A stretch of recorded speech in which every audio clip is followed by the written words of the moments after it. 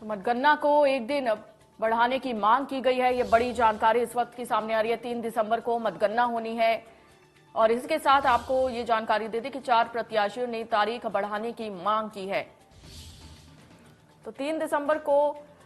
Gas त्रासदी की बरसी मनाई जाती है, जिसके चलते अब निर्वाचन आयोग से तारीख बढ़ाने की मांग की गई है। तो ये बड़ी खबर इस वक्त की आपको बता दें, जहां पर अब मतगणना को एक दिन और बढ़ाने की मांग की है। तो 3 दिसंबर को मतगणना होनी है और इसके चलते आपको बता दें कि 3 दिसंबर को भोपाल गैस त्रासदी मनाई जाती है, जिसके चलते अब प्रत्याशियों ने तारीख को बढ़ाने की मांग की है। 3 दिसंबर को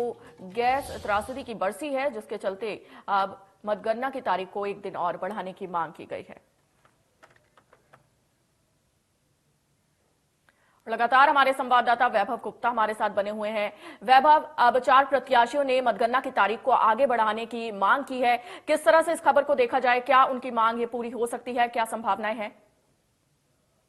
आज जब चुनाव की तारीखों का ऐलान हुआ था तब भी जो गैस संगठन है उनके द्वारा इस मांग को किया गया था निर्वाचन आयोग से जी। कि भोपाल गैस त्रासदी, मतलब 3 दिसंबर को भोपाल गैस त्रासदी हुई थी, उस दिन जो मतगणना होती उस दिन मतगणना को ना रखा जाए, क्योंकि भोपाल गैस त्रासदी के चलते हजारों लोगों की जान चली गई थी और उस दिन श्रद्धांजलि सभाएं भी होती हैं। लोग यूनियन कार्बाइड कारखाने के सामने जुटते हैं, जो बस्तियां हैं वहां जाते हैं, लोगों से मुलाकात करते हैं, उस दिन को याद करते हैं और कई जो गैस संगठन है वो प्रदर्शन भी करते हैं, क्योंकि डाउ केमिकल के साथ मुआवजे को लेकर सुनवाई अभी भी चल रही है और अगले महीने के बाद फिर से सुनवाई होगी, जिसमें अंतिम फैसला आने की उम्मीद है। तो आजाद समाज पार्टी के 2 प्रत्याशी हैं, इसके साथ ही 2 निर्दलीय प्रत्याशी हैं, शमशुर हसन शरबली भी हैं। इनके द्वारा ये मांग की जा रही है कि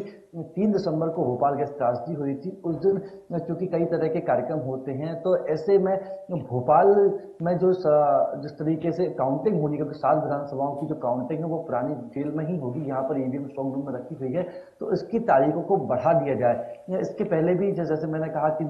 जो गैस संगठन के पदाधिकारी हैं वो अपनी मांग को निर्वाचन आयोग के सामने रख चुके हैं, और क्योंकि मतगणना पूरे प्रदेश भर के लिए होनी है तो इन्होंने आवेदन जरूर दिया है, मांग जरूर की है निर्वाचन आयोग से, लेकिन ऐसा लगता नहीं है कि इन 4 प्रत्याशियों की मांग के आधार पर भोपाल में जो काउंटिंग होनी है उसे आगे बढ़ाया जाएगा, क्योंकि भोपाल जिले की अगर काउंटिंग की बात होती तो शायद इस पर कुछ विचार भी किया जा सकता था, लेकिन पूरे ही मध्य प्रदेश की 230 विधानसभा सीटों पर मतगणना होनी, और ऐसे में लगता नहीं कि निर्वाचन आयोग के द्वारा ये जो 4 प्रत्याशियों के द्वारा जो मांग की जा रही है इस पर किसी तरह की कोई कार्रवाई की जाएगी। बिल्कुल, अब ये तो आने वाला वक्त ही बताएगा कि अब 4 प्रत्याशियों की मांग चुनाव आयोग की ओर से पूरी की जाती है या फिर नहीं। वैभव, आपसे आगे भी